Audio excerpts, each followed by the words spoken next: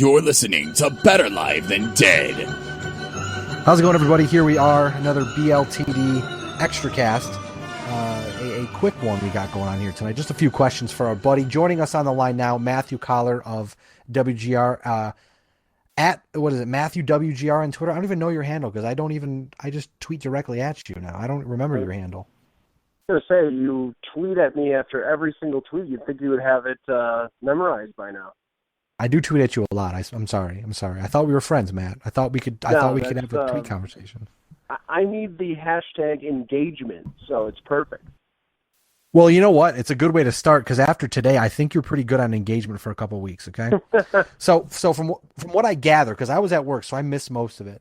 From what I gather, you were having another one of your relatively intellectual conversations with stats and stuff, where you were making a point, and then Zach Bogosian got involved. So what exactly happened today?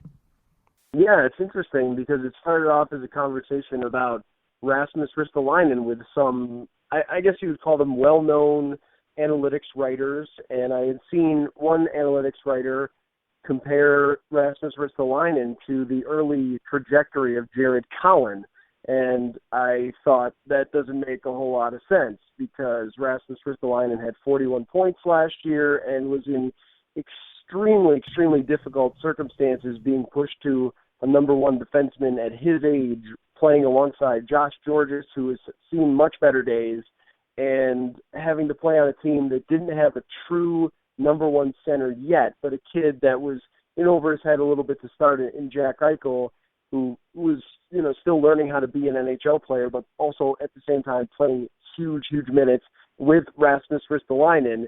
And to go along with the overall strength of the team, this was a team that, wasn't a playoff team and didn't have, great Corsi and things like that the stats people would focus a lot on. So there was a lot working against Ristolainen, and that was the point that I was trying to make. And, what kept coming back at me from the stat people was, well, yeah, but his stats aren't that great. Like, yeah, I get it that his Corsi stats weren't that great, but my expectation is that they'll take a big jump forward as the team improves, because that's how it generally tends to work, that Corsi is a stat that's 5 people on the ice at the same time, not just one-on-one. This isn't tennis or something like that. So team effect is huge. Situation is huge. The fact that he was forced to play 25 minutes a night is huge when it comes to this. So my expectation, based on all of his skill set, is that he'll take the next step. Now, one of the tweets that I had was the reason that Zach Bogosian is a second-pair defenseman, not a true number one elite defenseman, is that his shortcoming is hockey IQ. And apparently that tweet got to him because he decided to tweet, hey, if you want to talk about my game, I prefer to do it face-to-face or something like that, which, as you've seen me there, I do go to the locker room on occasion, and I guess I've never formally been introduced to Zach. So that's fine. But, I understand the way players can be about people criticizing them and things like that. But that's kind of the context and the background of why he decided to tweet that at me, which I did pick up a couple hundred followers from it. As long as you get some followers, man, that's all. It's good. It's good for your engagement.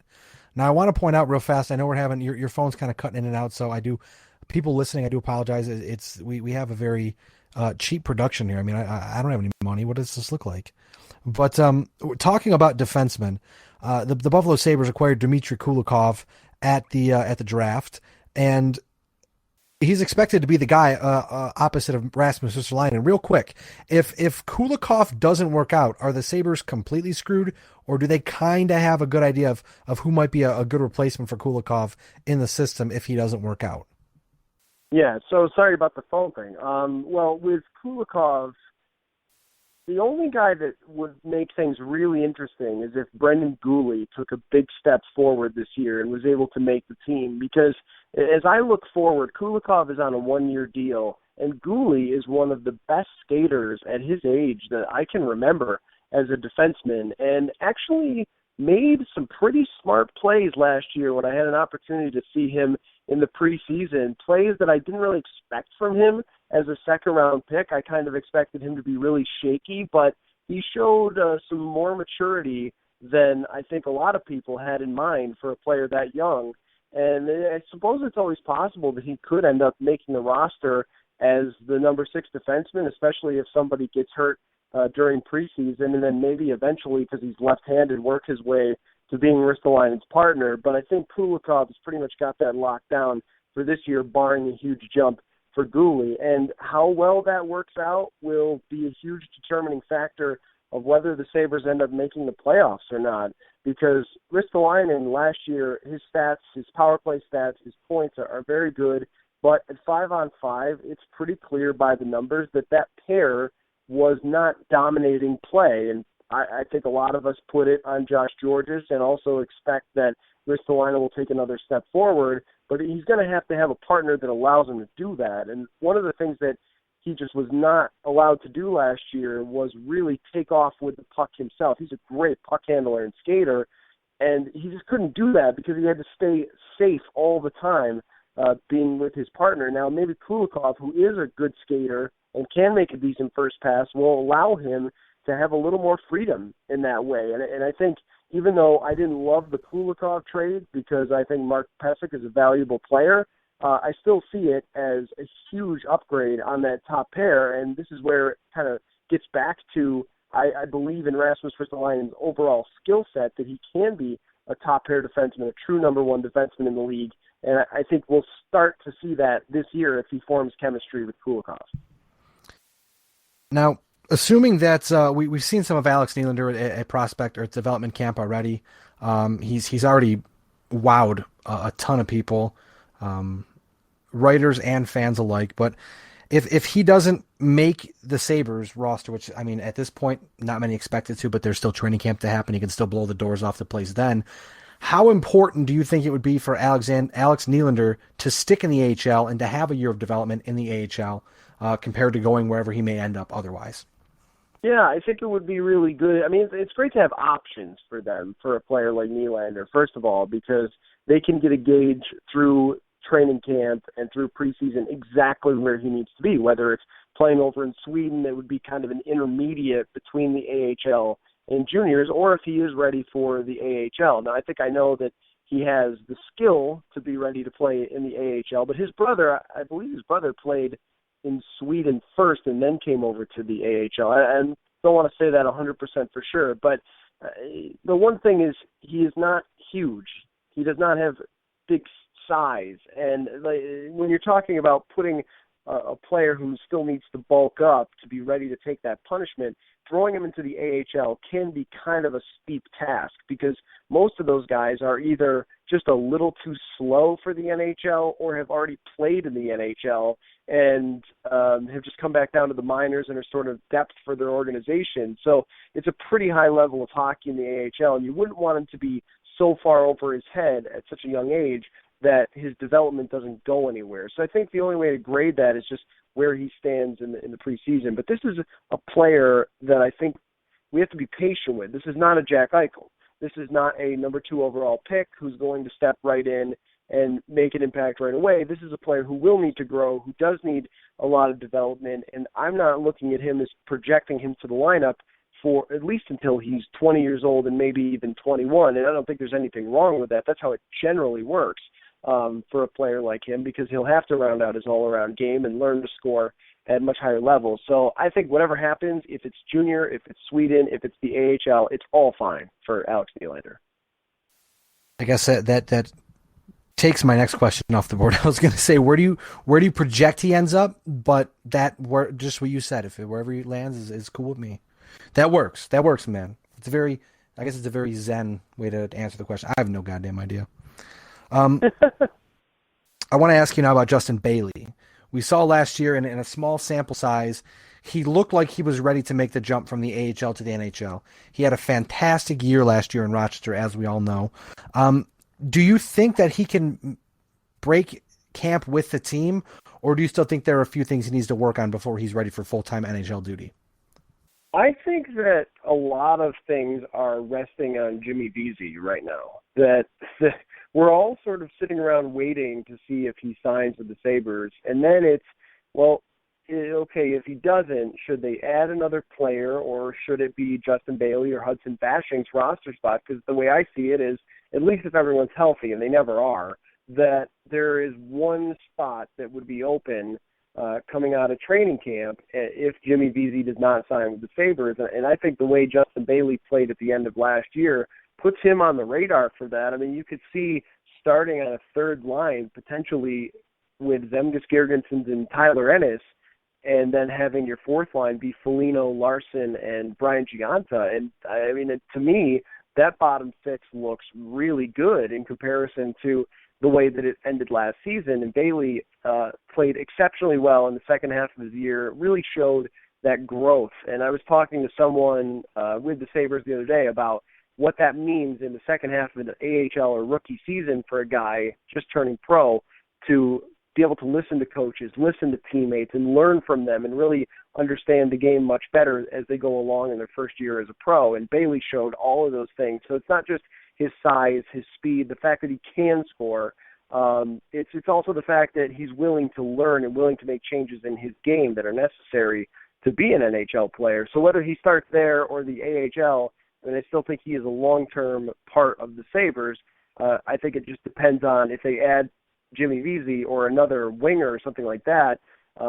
You're probably looking at him starting in the AHL, and then the more experience in the AHL is fine. I've seen a lot of players who were ready for the NHL, and they had to spend a little longer in the American League, and turned out, just to get a little more experience, and you're fine. That is not a league that would hold you back. We talk about with junior. Well, in junior, he can't really get better, right, when they send certain guys back. Well, the AHL is not that way. Guys can continue to get better and better and better all the time because those are very high-level pro players.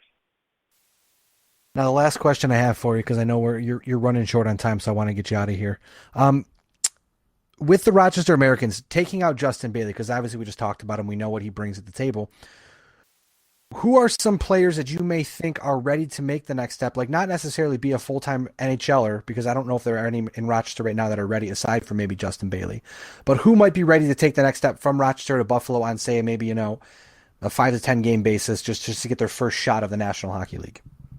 Yeah, I think that Rochester is going to be really interesting this year because there are several players that project to be on the Emirates roster that were draft picks fairly high, maybe not first-round picks, but second-round picks like Eric Cornell and Vaclav Karabachek, who, we'll see where they stand. I mean, it's kind of the same thing going into last year with Baptiste and Bailey, where we say, all right, let's see how far these guys are away, how long it's going to take them to be NHL players. And with Bailey, he took off and ran with the ball and got a chance to be in the NHL, where I think Nick Baptiste did not make a significant step forward. And this year is make or break for him, because if he doesn't right away, right off the top of the season, show that he has some NHL potential, I think that bus is going to leave the station, because it's just more prospects and more prospects and more prospects on their way from years and years of drafting. The other guy would be Evan Rodriguez, who made a good impression at times throughout last year, got a chance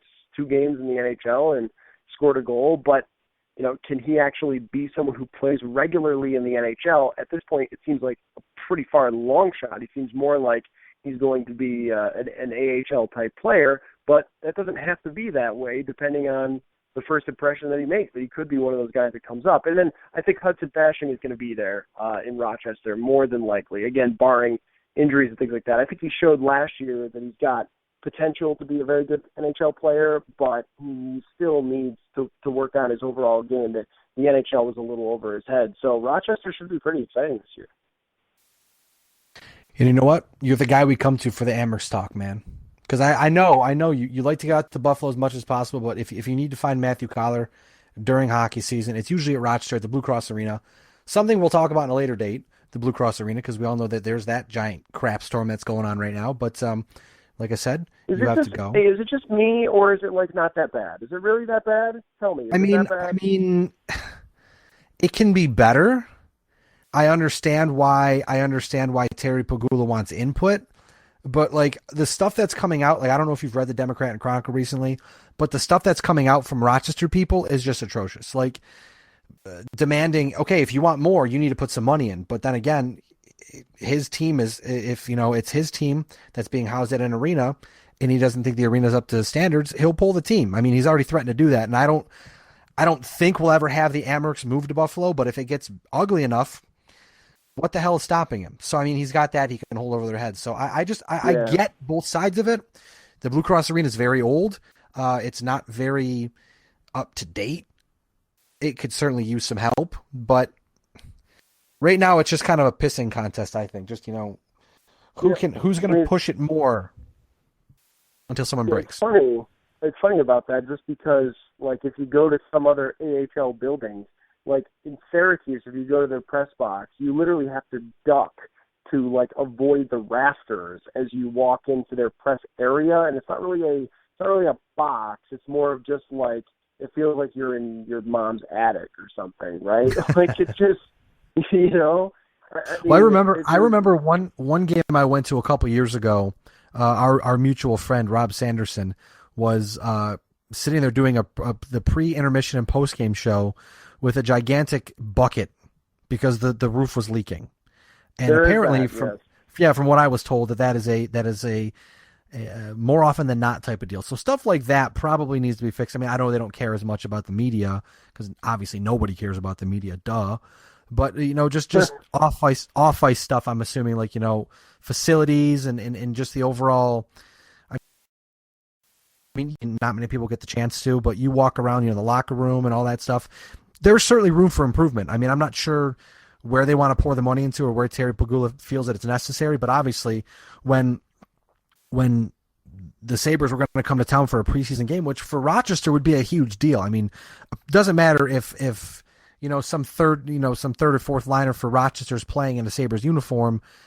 It's the Sabres, and that's a big draw for Rochester. And when Terry Pegula flat out says, Russ Brandon, the new Muppet, the new Sabres Muppet, it's not Ted Black anymore, it's now Russ Brandon. When he comes out and says it's not feasible for NHL hockey to be played there, clearly you're going to ruffle some feathers and you're going to ask some questions, why. But I assume in due time it will get figured out because it's best for business to have the Emmerich here and to have the players developing in Rochester. I mean, maybe something happens down the road where, like I said, Pegula pulls the plug and says, "Hey, we're going to take the team away," but that seems very brash. Yeah, it's probably just some posturing to try and get something done there with the arena. Okay, maybe it is. I forgot about the Sanderson doing the game with a bucket next. I mean, we could probably get him on a podcast, and he probably has stories for days. I mean, oh yeah, Rob and I mean, we both have some good stories about covering the Emirates. I was saying to people, like, the Bogosian thing is funny. I mean, it's just a tweet, and I guess he wants a further explanation of what I meant, which I'm going to do an article about it, actually, about how important he is to this year's team and whether they succeed or not. Because I think more than anything, if he plays well and plays like the defenseman that I think a lot of people thought they were getting, then, I think the Sabres are a playoff team. But if he struggles on that second pair, it could be a huge issue. But it's nothing compared to dealing with Zach Cassian when he was in Rochester. So, it's one of those things that when you give opinions all the time and, not everyone's going to like them. It's whether it's a player or fellow media people, as I'm sure you've seen, don't always agree with me or like what I'm saying either. So it's, it's part of the gig. Well, naturally, I'm going to be seen as a kiss ass because you're on the podcast. You're doing me a favor, and I do appreciate that. But you've been good. I mean, and you even said it to some people on Twitter, as they can go read your tweets at Matthew WGR. Now that I remembered your Twitter handle, they can go see you. You flat out say, you do your homework. You go ask. You talk to people. You ask the right questions, and if someone says doesn't give the answer you want, you keep pushing and poking other places to find out the answer so you can get the full story. So when you report back to us littler people that may not be as knowledgeable with hockey, you can say, this is what people told me. Like, this is what legit, I can't tell you who because that would blow my cover, but people that are important with Team X or close to player Y or whatever it may be, you tell us that stuff and then you break it down statistically. You're not just throwing out a hot take like some hockey buzz or whatever people like to do. You actually give us legit stuff to chew on and say, oh man, there's actually something there. Like, I know with Bogosian, you've pointed out before, if he plays up to his potential, like you said, I mean, there was a handful of games last year where Bogosian was, if we can bottle this up, and he can play like this for, maybe 70, 65, 70, 75 games a year, there's no doubting the Sabres can be great. But then there's those 10 or 15 games where you're like, has this guy ever played hockey before in his life?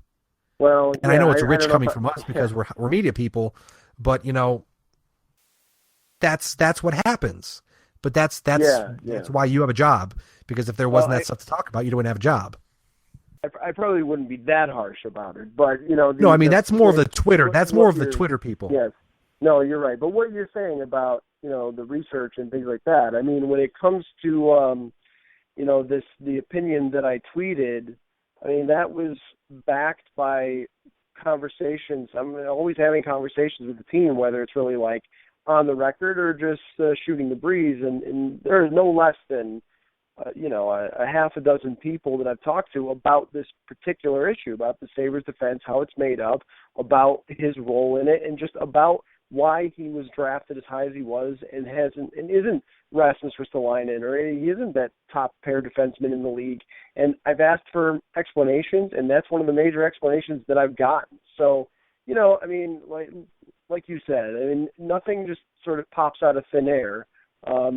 For how long did I mention that Ryan O'Reilly should be a target for the Sabres? I think I wrote an article about it 2 years before it happened. I mean, it's just, right, the stuff doesn't pop into my head, and I just say, I decided that this player doesn't have high hockey IQ or something, which, comparatively, it's, sometimes you try to fit it into a 140 tweet or whatever. Like, yeah, I mean, he's still like an NHL second-pair defenseman, which is really good by comparison to most people who play hockey. So, like, it's all relative when it comes to that. But, like you said, these opinions are usually backed by, quite a bit of work that goes into them. So, but I understand how people are going to look at them. But that's like sort of the beauty of Twitter or being on the air or whatever it is that, you can get everybody's viewpoints on whatever we're talking about. You know what I mean?